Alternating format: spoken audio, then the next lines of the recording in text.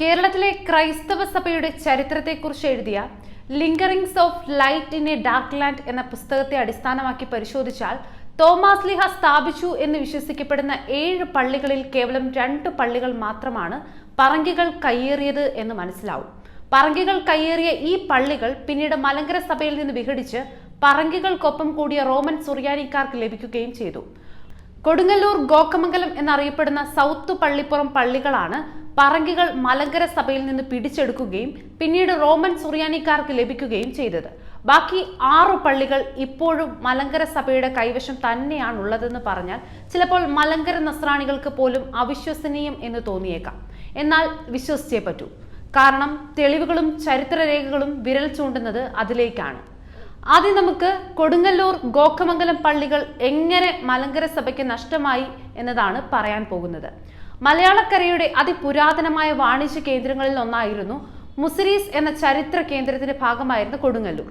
കൊടുങ്ങല്ലൂർ അതിപുരാതന നസ്രാണി കേന്ദ്രം കൂടിയായിരുന്നു. മാർത്തോമാസ് ലീഹ സ്ഥാപിച്ച സഭാ സമൂഹവും പള്ളിയും കൊടുങ്ങല്ലൂരിലുണ്ട് എന്ന് പൊതുവെ പ്രചരിക്കപ്പെട്ടിരുന്നു. 15-ാം നൂറ്റാണ്ടിൽ കേരളത്തിൽ വന്ന പറങ്കികൾ ആദ്യം ലക്ഷ്യം വെച്ചതും ഈ കൊടുങ്ങല്ലൂർ പിടിക്കുക എന്നതായിരുന്നു. അതിനായി കൊടുങ്ങല്ലൂർ ഉൾപ്പെടുന്ന സാമൂതിരി രാജ്യത്തിന്റെ വലിയ അകലത്തിലല്ലാത്ത ചേന്നം എന്ന സ്ഥലത്ത് ഒരു സെമിനാരി സ്ഥാപിക്കുകയാണ് പറങ്കികൾ ആദ്യം ചെയ്തത്. മലങ്കര സഭയിൽ നിന്ന് ചുരുക്കം ചില ആളുകളെ ചാക്കിട്ട് പിടിച്ച് ഈ സെമിനാരിയിൽ ചേർത്ത് റോമാ വിശ്വാസം പഠിപ്പിക്കുകയും അവരിൽ ചിലർക്ക് വൈദിക പട്ടം കൊടുക്കുകയും ചെയ്തു.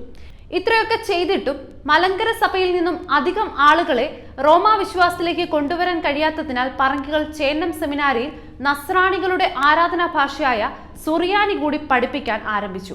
സാമൂതിരി നാട്ടിൽ സർവാധിപത്യം സ്ഥാപിച്ച പറങ്കികളിൽ നിന്ന് വളരെയധികം പീഡനം ഏൽക്കേണ്ടി വന്ന മലങ്കര നസ്രാണികൾക്ക് കൊടുങ്ങല്ലൂരിൽ വലിയ പീഡനം ഏൽക്കേണ്ടി വരികയും അവിടെ നിന്ന് പലായനം ചെയ്യേണ്ടതായി വരികയും വൈറ്റ് ഹൗസ് പറയുന്നു. പറങ്കികൾ വിഴുങ്ങിയ നസ്രാണികൾ ഒഴികെയുള്ളവർ കൊടുങ്ങല്ലൂർ വിട്ടു പോകേണ്ടി വന്നപ്പോൾ പറങ്കികൾക്ക് വഴങ്ങിയ ചുരുക്കം വരുന്ന നസ്രാണികളെ വെച്ച് കൊടുങ്ങല്ലൂർ പള്ളി പറങ്കികൾ പിടിച്ചെടുത്തു. ഇപ്പോൾ ഈ പള്ളി റോമൻ സുറിയാനിക്കാരുടെ കൈവശമാണ്. ഈ സൗത്ത് പള്ളിപ്പുറം, അതായത് ഗോക്കമംഗലം മലങ്കരയിലെ മറ്റെല്ലാ പ്രദേശങ്ങളിലുമുള്ള നസ്രാണി പള്ളിക്കാർക്കുണ്ടായിരുന്നത് പോലെ തന്നെ റോമിനോടും റോമാ വിശ്വാസത്തോടും കടുത്ത എതിർപ്പായിരുന്നു പള്ളിപ്പുറം പള്ളിക്കാർക്കും ഉണ്ടായിരുന്നത്. എന്നാൽ ഇടവകയിലേക്ക് ഉദയംപേരൂർ സുനകദോസിന് ശേഷം മെനസിസ് മെത്രാൻ സന്ദർശനം നടത്തുകയും തന്റെ സന്ദർശനം വഴി മെനസിസ് മെത്രാന് സൗത്ത് പള്ളിപ്പുറം പള്ളിയിൽ അല്പം സ്വാധീനമുണ്ടാക്കി എടുക്കാൻ സാധിച്ചു എന്നുമാണ് വൈറ്റ് ഹൗസ് വിലയിരുത്തുന്നത്. അപ്രകാരം പള്ളി കൂനൻകുരിശിന് ശേഷം റോമാ ഭാഗത്ത് നിലയുറപ്പിക്കുകയും പള്ളി റോമൻ സുറിയൻകാർക്ക് ലഭിക്കുകയും ചെയ്തു എന്ന് കരുതുന്നു. വളരെ രസകരമായ ഒരു ചരിത്രമാണ് പാലൂർ പള്ളിയുടേത്. ഇന്ന് പാലയൂർ എന്നറിയപ്പെടുന്ന ചാവക്കാട് പള്ളിയും യഥാർത്ഥ പാലൂർ പള്ളിയും ഒന്നാകാൻ യാതൊരു സാധ്യതയുമില്ല. ചാവക്കാട് പള്ളിയിൽ എത്തിയ വൈറ്റ് ഹൗസ് അവിടെ പൗരാണികതയുടെ ഒന്നും തന്നെ കണ്ടില്ലെന്ന് അദ്ദേഹം രേഖപ്പെടുത്തുന്നു. അവിടെ അദ്ദേഹം ആകെ കണ്ടത് കേവലം 12 വീടുകൾ മാത്രമാണ്. പള്ളിക്കും യാതൊരു പൗരാണികതയും കാണുന്നില്ല. എന്നാൽ വൈറ്റ് ഹൗസ് അർദ്ധശങ്കയില്ലാതെ പറയുന്നു അവിടുത്തെ ഏറ്റവും പൗരാണിക നസ്രാണി കേന്ദ്രം കുന്നംകുളമാണെന്ന്.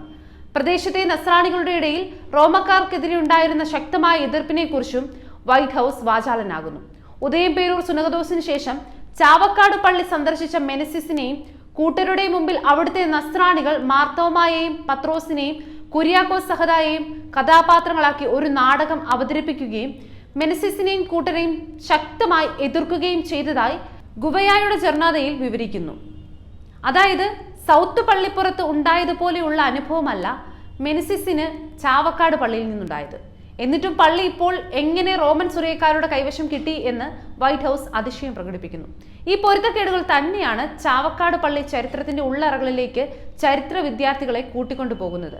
കുന്നംകുളം ചാട്ടുകുളങ്ങര പ്രദേശം അതിപുരാതന വാണിജ്യ കേന്ദ്രമായിരുന്നു എന്നും 1-ാം നൂറ്റാണ്ടിൽ സമ്പന്നമായ യഹൂദ സെറ്റിൽമെന്റ് അവിടെ ഉണ്ടായിരുന്നുവെന്നും തെളിയിക്കപ്പെട്ടിട്ടുണ്ട്. കുന്നംകുളം ചാട്ടുകുളങ്ങര പള്ളിയുടെ അധീനതയിൽ ഉണ്ടായിരുന്ന സ്ഥലങ്ങളിൽ നിന്നും 1-ാം നൂറ്റാണ്ടിൽ നിലനിന്നിരുന്ന റോമൻ നാണയങ്ങൾ കണ്ടെടുത്തിട്ടുണ്ട്. സാമൂതിരി നാടിന്റെയോ കൊച്ചിയുടെയോ ഭാഗമെന്നും കൃത്യമായി നിർവചിക്കപ്പെടാതിരുന്ന പ്രദേശമായിരുന്നു കുന്നംകുളം. നാട്ടുരാജാക്കന്മാരോട് കാര്യമായ സ്വാധീനമില്ലാതിരുന്ന പ്രദേശമായതിനാൽ തന്നെ മെനസിസിനും കാര്യമായ സ്വാധീനം ചെലുത്താൻ കഴിയാതിരുന്ന പ്രദേശമായിരുന്നു കുന്നംകുളം. മലങ്കരയിലെ ആദ്യത്തെ ക്രൈസ്തവ സെറ്റിൽമെന്റ് ചാട്ടക്കുളങ്ങരയായിരുന്നു എന്ന വസ്തുതയിലേക്കാണ് ഈ ചരിത്ര തെളിവുകൾ എല്ലാം വിരൽ ചൂണ്ടുന്നത്. ചാട്ടുകുളങ്ങര പള്ളിയുടെ കുരിശുപള്ളി ആയിരുന്നിരിക്കാം ചാവക്കാട് പള്ളി കൂനൻകുരിശ് സത്യത്തിന് ശേഷം ചാട്ടുകുളങ്ങര പള്ളിയിൽ മലങ്കര നസ്രാണികളും റോമൻ സുറിയാനിക്കാരും തമ്മിൽ തർക്കം നിലനിന്നിരുന്നതായും ശക്തൻ തമ്പുരാൻ ഇടപെട്ട് ചാട്ടുകുളങ്ങര പള്ളിയുടെ സ്വത്തുക്കൾ കൃത്യമായി രണ്ടായി വിഭജിക്കുകയും പള്ളി ഏതു ഭാഗത്തിനെന്ന് കണ്ടെത്താൻ നറുക്കെടുപ്പ് നടത്തുകയും ചെയ്തു എന്നും ചരിത്രത്തിൽ രേഖപ്പെടുത്തിയിട്ടുണ്ട്. നറുക്കെടുപ്പിൽ പള്ളിയും പകുതി സ്വത്തുക്കളും മലങ്കര സഭയ്ക്കും ബാക്കി പകുതി സ്വത്തുക്കളും കുരിശുപള്ളിയും റോമക്കാർക്കും ലഭിച്ചു എന്നും ചരിത്രം പറയുന്നു. ചാട്ടുകുളങ്ങര പള്ളിയോട് ചേർന്ന് റോമൻ സുറിയാനിക്കാർക്ക് ലഭിച്ച സ്ഥലത്ത് റോമക്കാർ പിന്നീട് ഒരു പള്ളി പണിയുകയും ചെയ്തു. അപ്പോൾ വീതം വെപ്പിൽ റോമക്കാർക്ക് ലഭിച്ച കുരിശുപള്ളി ഏതാണ്? ആ കുരിശുപള്ളിയാണ് ഇന്ന് പാലയൂർ എന്നറിയപ്പെടുന്ന ചാവക്കാട് പള്ളി എന്നത് തന്നെയാണ് ലോജിക്കലായ ചരിത്രം. ഇനി വടക്കൻ പറവൂരിൽ മാർത്തോമാസ്ലിഹ സ്ഥാപിച്ച പള്ളിയെ ചരിത്ര പുസ്തകങ്ങളിലെല്ലാം പട്ടമനപ്പറവൂർ എന്നാണ് പറയുന്നത്. വൈറ്റ് ഹൗസും പൗളിയും റൗളിനിയും അടക്കമുള്ള പാശ്ചാത്യ ചരിത്രകാരന്മാരും പട്ടമനപ്പറവൂർ എന്നാണ് പറവൂർ പള്ളിയെ വിളിക്കുന്നത്. നിരണം ഗ്രന്ഥാവലിയിലും പട്ടമനപ്പറവൂർ എന്നാണ് മാർത്തോമാസ്ലിഹ സ്ഥാപിച്ച വടക്കൻ പറവൂർ പള്ളി മലങ്കര നസ്രാണികളുടെ കൈവശം തന്നെയാണെന്നും വൈറ്റ് ഹൗസിന്റെ തന്റെ ചരിത്ര ബുക്കിൽ കൃത്യമായി രേഖപ്പെടുത്തിയിരിക്കുന്നു. വടക്കൻ പറവൂരിൽ തന്നെ ഫ്രാൻസിസ് റോസ് മെത്രാന്റെ റെസിഡൻസ് ആയിരുന്ന ലത്തീൻ വിശുദ്ധന്മാരായിരുന്ന ഗർവാസിസ് പ്രോതാസിസ് എന്നിവരുടെ നാമത്തിലുള്ള മറ്റൊരു പള്ളി ഉണ്ടെന്നും വൈറ്റ് ഹൗസ് പറയുന്നു. എന്നാൽ വടക്കൻ പറവൂരിലെ ഏറ്റവും പുരാതന പള്ളി മാർത്തോമാസ്ലിഹയുടെ നാമത്തിലുള്ള പള്ളിയാണെന്നും അത് മലങ്കര നസ്രാണികളുടെ കൈവശമുള്ള സെന്റ് തോമസ് പള്ളിയാണെന്നും വൈറ്റ് ഹൗസ് കൃത്യമായി പറഞ്ഞിരിക്കുന്നു. AD 1503 പോർച്ചുഗീസ് കച്ചവടക്കാരനായിരുന്ന ആൽബക്കർ ക്യൂ കൊല്ലം തുറമുഖത്ത് എത്തുമ്പോൾ 6000-ഓളം മലങ്കര നസ്രാണികൾ കൊല്ലത്തുണ്ടായിരുന്നതായി രേഖപ്പെടുത്തിയിട്ടുണ്ട്. മലങ്കര നസ്രാണികൾ ആൽബക്കർ ക്യൂവിന് മാർത്തോമാസ്ലിഹ സ്ഥാപിച്ച കൊല്ലത്തെ പള്ളി കാണിച്ചു കൊടുത്തുവെന്നും 2 വിശുദ്ധന്മാർ ആ പള്ളിയിൽ വെച്ച് മരണപ്പെട്ടതിനാൽ ആ പള്ളിയെ ഒരു പ്രധാന പള്ളിയായി മലങ്കര നസ്രാണികൾ കണ്ടിരുന്നുവെന്നും തോമസ് വൈറ്റ് ഹൗസ് രേഖപ്പെടുത്തിയിരിക്കുന്നു. അടുത്തത് കേരളത്തിലെ അതിപുരാതനമായ ചരിത്ര നഗരങ്ങളിൽ ഒന്നാണ് നെൽക്കിണ്ട എന്ന് പുരാതന ചരിത്ര രേഖകളിൽ പറഞ്ഞിരിക്കുന്ന നിരണം. മലങ്കര നസ്രാണികളുടെ പൗരാണിക ഇടവകകളിൽ ഒന്നായ നിരണം പള്ളിയുടെ ചരിത്രം ഇതുവരെ മറ്റാരും കൊണ്ടുപോയിട്ടില്ല. നിരണം പള്ളിയുടെ പുത്രി ഇടവകയായിരുന്ന ചങ്ങനാശ്ശേരി പള്ളി 19-ാം നൂറ്റാണ്ട് വരെ മലങ്കര സഭയുടെ കൂടെ ഉടമസ്ഥതയിലായിരുന്നതുകൊണ്ടാവാം നിരണം പള്ളിയുടെ ചരിത്രം ചങ്ങനാശ്ശേരിയിലേക്ക് കൊണ്ടുപോകാൻ റോമൻ സുറിയാനിക്കാർക്ക് കഴിയാതെ പോയത്. മലങ്കര സഭയുടെ കൈവശമിരുന്ന പള്ളിയാണ് നിലയ്ക്കൽ. വന്യമൃഗങ്ങളുടെ ശല്യം മൂലം നിലയ്ക്കലിൽ നിന്നും പലായനം ചെയ്യപ്പെട്ട നസ്രാണികളിൽ ഒരു വിഭാഗം കടമ്പനാട്ടേക്കും ഒരു വിഭാഗം കാഞ്ഞിരപ്പള്ളിയിലേക്കും കുടിയേറി അവിടങ്ങളിൽ പള്ളി സ്ഥാപിച്ചു എന്ന് വൈറ്റ് ഹൗസ് രേഖപ്പെടുത്തിയിരിക്കുന്നു. ഇതിൽ കാഞ്ഞിരപ്പള്ളി പള്ളി റോമൻ സുറിയാനിക്കാരുടെ കൈവശമാണെന്നും വൈറ്റ് ഹൗസ് പറയുന്നു. വൈറ്റ് ഹൗസിന്റെ ബുക്കിൽ അരപ്പള്ളിയെക്കുറിച്ച് പരാമർശനമില്ല.